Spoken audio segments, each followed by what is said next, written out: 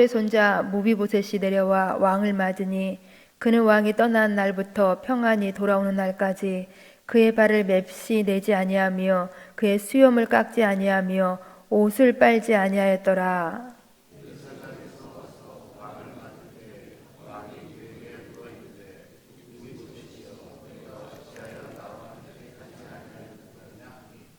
대답하되 내 주 왕이여, 왕의 종인 나는 다리를 절므로 내 나귀의 안장을 지워 그 위에 타고 왕과 함께 가려 했더니 내 종이 나를 속이고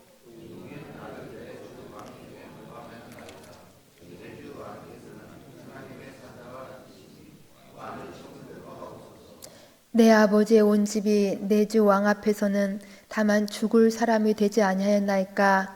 그러나 종을 왕의 상에서 음식 먹는 자 가운데 두셨사오니 내게 아직 무슨 공의가 있어서 다시 왕께 부르짖을 수 있사오리까 하니라.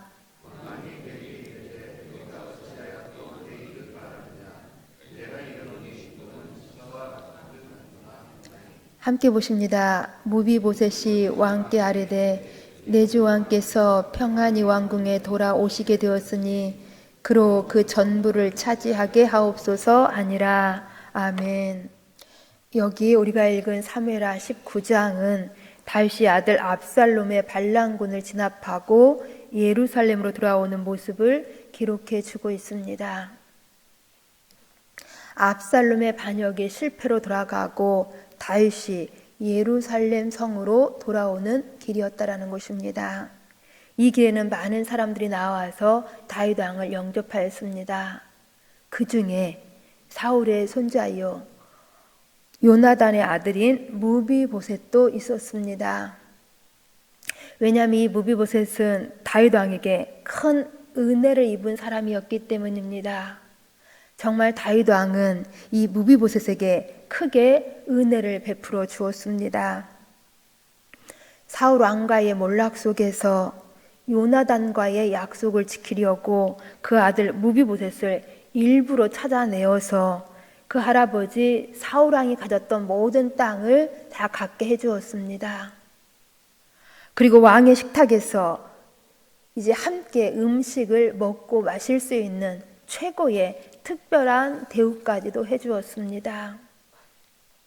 그런데 이때 무비보셋은 두 다리를 저는 장애를 가지고 있었습니다. 유모가 사울이 또 요나단이 죽었다라는 소식을 듣고 5살 된 아이를 업고 급히 피나다가 실수로 아이를 떨어뜨려서 평생 다리를 저는 장애를 입히고 말았던 것입니다. 이러한 무비보셋을 찾아내어서 다윗 왕은 이에게 큰 은혜를 베풀어 준 것입니다. 그런데 다윗이 아들 압살롬의 반역으로 인하여서 예루살렘을 버리고 피신할 때에 무비보셋은 이 다윗 왕을 따라가지 못했습니다. 왜 그랬을까요? 사실 무비보셋도 이 다윗 왕을 따라가려고 했습니다. 그런데 무비보셋의 종 시바가 무비보셋에게 나귀를 준비해 주지 않았습니다. 무비보셋은 두 다리를 저는 장애를 가지고 있었기 때문에 다른 사람의 도움이 없이는 나귀 위에 안장을 얹을 수가 없었고 홀로 움직일 수가 없었습니다. 시바가 나귀를 준비해 주지 않았기 때문에 어쩔 수 없어서 무비보셋은 예루살렘에 홀로 머물 수밖에 없었다라는 것입니다. 그런데 이 무비보셋의 종 시바는 매우 교활한 사람이었습니다. 시바는 무비보셋을 예루살렘에 남게 하고 자기가 피난 가는 다윗을 쫓아가서 많은 식량을 제공하면서 자기 주인 무비보셋을 거짓으로 모함을 하였습니다. 무비보셋이 예루살렘에 남아서 나라를 차지하려고 한다고 그렇게 거짓으로 다윗에게 보고했던 것입니다. 다윗은 이러한 시바의 말을 듣고 이 무비보셋이 너무나도 괘씸한 생각이 들어서 무비보셋의 전 재산을 모두 시바가 차지하도록 명령을 내렸습니다. 이러한 가운데 반란군이 진압되고 다윗 왕은 예루살렘으로 돌아오게 되었던 것입니다. 이때 무브보셋이 나와서 다윗 왕을 맞이하는 것입니다. 그러니 다윗은 매우 섭섭한 마음으로 무브보셋을 책망합니다. 25절 말씀을 보시면 무브보셋이여 내가 어찌하여 나와 함께 가지 아니하였더냐라고 질책했다라는 것입니다. 이때 무브보셋이 얼마나 억울했을까요? 또 다윗 왕이 시바에게 속아서 자기를 오해하고 또 상처받은 이 다윗을 보면서 얼마나 속상했겠냐라는 것입니다. 그런데 무브보셋은 그럼에도 불구하고 차근차근 다윗에게 이 시바의 모함을 진실되게 다 아뢰입니다. 우리 함께 26절부터 27절까지 말씀을 같이 읽습니다. 26절 대답하되 내 주 왕이여 왕의 종인 나는 다리를 절므로 내 나귀의 안장을 지워 그 위에 타고 왕과 함께 가려 하였더니 내 종이 나를 속이고 종인 나를 내 주 왕께 모함하였나이다. 내 주 왕께서는 하나님의 사자와 같으시니 왕의 처분대로 하옵소서. 아멘. 왕의 처분대로 하옵소서. 무브보셋은 이처럼 진실을 다 말하고 나서 결코 자신의 억울함을 풀어달라고 하지 않았습니다.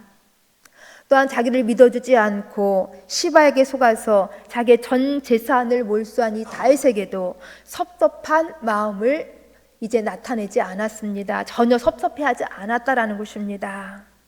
다만 모든 처분을 다 다윗에게 맡깁니다. 자기 재산에 대해서도 전혀 욕심을 내지 않습니다. 그 이유가 무엇일까요? 왜 이렇게까지 무비보셋이 했을까요?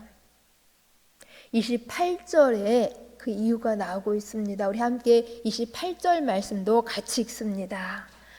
내 아버지의 온 집이 내 주 왕 앞에서는 다만 죽을 사람이 되지 아니하였나이까. 그러나 종을 왕의 상에서 음식 먹는 자 가운데에 두셨사오니 내게 아직 무슨 공의가 있어서 다시 왕께 부르짖을 수 있사오리까 하니라. 아멘. 이 무비보셋의 말을 압축하면 이것입니다. 자기는 원래 죽을 수밖에 없는 사람이었다라는 것입니다. 그런데 다윗의 무조건적인 은혜를 입어서 생명을 얻었고 또 왕의 식탁에서 함께 먹는 그러한 영광을 얻게 되었다라는 것입니다. 이 모든 것이 전적으로 다윗이 베푼 은혜임을 말하고 있는 것입니다. 그러니 자신을 내세울 것도 주장할 것도 또한 잃어버린 재산을 찾게 해달라고 할 수도 없다는 것입니다.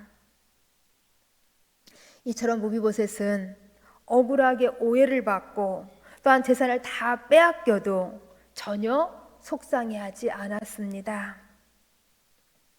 우리 함께 생각해 보세요. 사실 무비보셋은 누구보다도 한이 많은 사람일 수가 있습니다. 사울 왕가의 장손이었기 때문에 그는 왕위를 물려받을 수도 있었는데 사실 왕위를 물려받지도 못하였습니다. 5살 때 할아버지를 잃었고 아버지를 잃었습니다. 유모가 땅에 떨어뜨려서 평생 2 다리를 저는 장애인이 되고 말았습니다. 물론 다윗에게 큰 은혜를 입어서 재산과 신분은 회복되었으나 또한 종의 모함을 받고 이렇게 모든 것을 잃어버리고 또 왕 다윗에게 오해를 받고 있습니다.